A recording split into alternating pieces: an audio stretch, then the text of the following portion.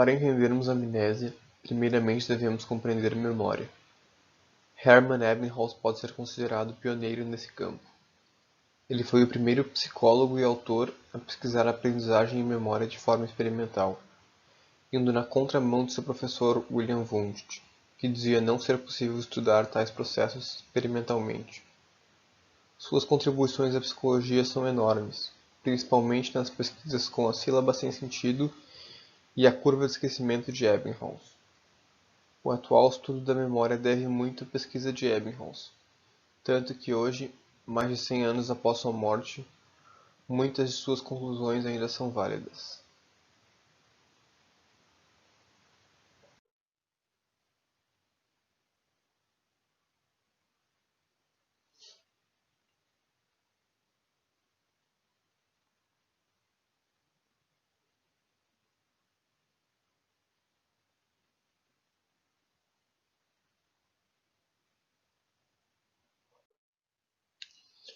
De acordo com o psicólogo Michael Gazzaniga, memória é a capacidade do sistema nervoso de manter e recuperar habilidades e conhecimentos. Ela é vista como um modo de processamento de informações. Dessa forma, pode ser dividida em 3 fases: codificação, armazenamento e recuperação. Antes da década de 1950, estudiosos do campo queriam encontrar a parte do cérebro responsável pelo armazenamento da memória. Hoje sabe-se que a memória está espalhada por todo o cérebro, e diferentes partes deste são responsáveis por diferentes tipos de memória. O hipocampo é responsável pela memória espacial, o cerebelo pela memória motora e o córtex pré-frontal pela memória de trabalho.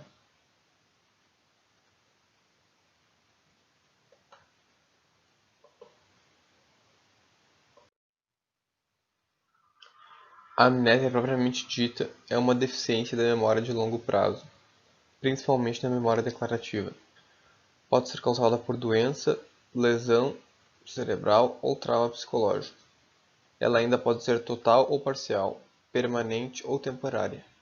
Nesse último caso, por exemplo, quando temos os famosos blackouts após ingerir grande quantidade de álcool. Os dois principais tipos de amnésia são retrógrada e anterógrada.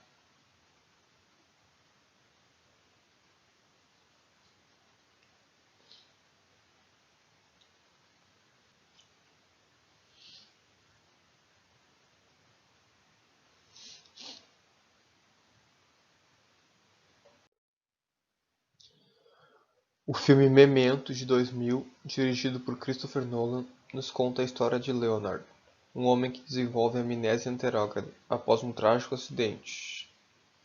Ele tem um objetivo a ser cumprido, por isso não pode se deixar ficar incapacitado.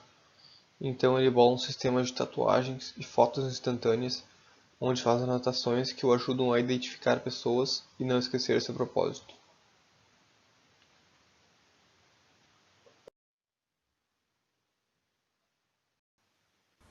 I'd just become an investigator when I came across Sammy. Mr. Samuel R. Jankis. Strangest case ever. You know, the guy's a 58-year-old, semi-retired accountant. He and his wife have been in this car accident. Nothing too serious, but he's acting funny. He can't get a handle on what's going on. The doctors find some possible damage to the hippocampus, nothing conclusive. But Sammy can't remember anything for more than a couple of minutes. Can't work, can't do shit. The medical bills pile up, his wife calls the insurance company, and I get sent in.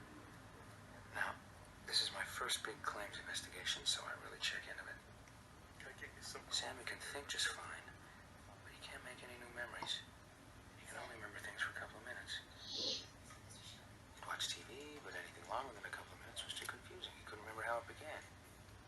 I like commercials. They were short. It's time for my shot. The crazy part was that this guy who couldn't even follow the plot of Green Acres anymore could do the most complicated things as long as he learned them before the accident. And as long as he kept... Com certeza o nome mais importante no estudo da amnésia e da memória no geral é o de Henry Molaison.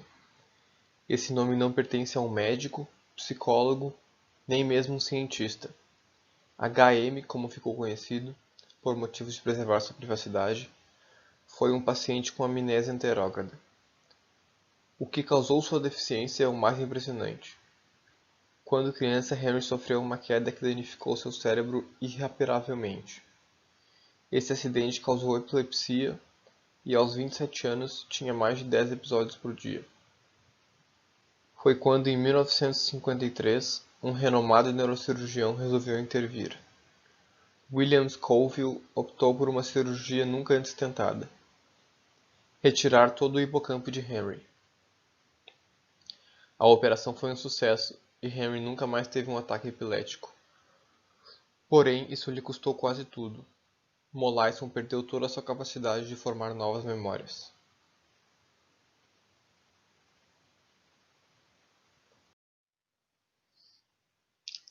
Aqui podemos ver a comparação entre um cérebro normal e o cérebro de Henry, sem o hipocampo. Graças aos estudos realizados com Mollaison, a medicina e a neurociência descobriram a importância dessa e outras regiões do cérebro na memória humana. Após sua morte em 2008, seu cérebro foi removido e cortado em diversos pedaços para estudo. Doutora Brenda Milner foi recrutada para acompanhar o desenvolvimento e realizar estudos com Henry. Ela esteve com ele por muitos anos, porém todos os dias ela tinha que se apresentar novamente ao paciente. Mollaison era capaz de lembrar de detalhes específicos de uma viagem na infância e até mesmo do Dr. Scoville, o qual ele conheceu antes da cirurgia, mas não reconhecia a doutora que trabalhava há mais de 30 anos com ele. Isso porque Henry ficou preso em 1953. Todos os dias que acordou após a cirurgia, pensava ainda ter 27 anos e tinha as mesmas memórias daquela época.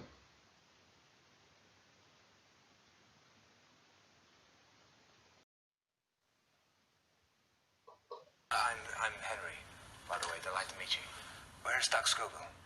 Well, I'd like to work with you today, if that's okay, Henry.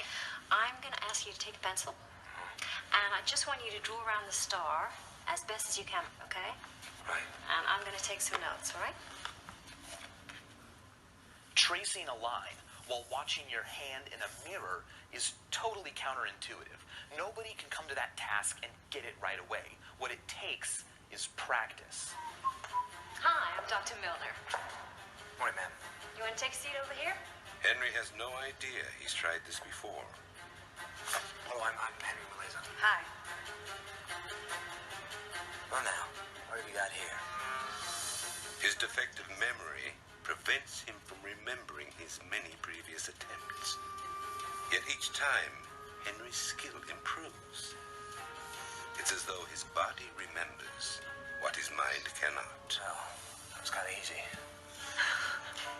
Henry reveals that our understanding of memory is hopelessly simplistic. Ao contrário do primeiro filme aqui citado, em Para Sempre de 2012, nos é apresentado outro tipo de amnésia, que geralmente é considerado o oposto da anterógrada, isto é, a amnésia retrógrada. No filme, um casal de noivos sofre um acidente e a protagonista, Paige, perde toda a informação sobre o homem que diz ser seu marido, sequer o reconhecendo. Ela simplesmente apagou todo o registro daquele homem e de seu relacionamento da memória. Porém, sua capacidade de formar novas memórias está intacta. Fazendo uma comparação com o filme Memento, Paige teria uma qualidade de vida bem superior à de Leonard. Após a recuperação do acidente, ela poderia seguir vivendo sem grandes complicações, e de maneira alguma ficaria inabilitada de viver em sociedade.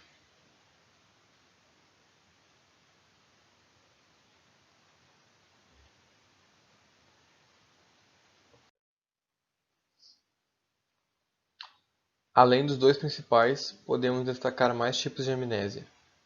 A famosa amnésia infantil, quando a pessoa não tem memórias de sua infância, fortemente destacada pelo psicanalista Freud. A maioria das pessoas possui esta amnésia. Também outro tipo de amnésia, onde o paciente não consegue lembrar de rostos, é conhecida como prosopognósia. Ainda, a amnésia global transitória seria a retrógrada e a anterógrada ao mesmo tempo, porém temporariamente. Sobre tratamentos, A maioria dos casos de amnésia não precisam ser tratados, e as memórias voltam com o tempo. Já os casos mais severos, onde é necessária a intervenção, não existe garantia de nenhum tratamento que vá recuperar as memórias.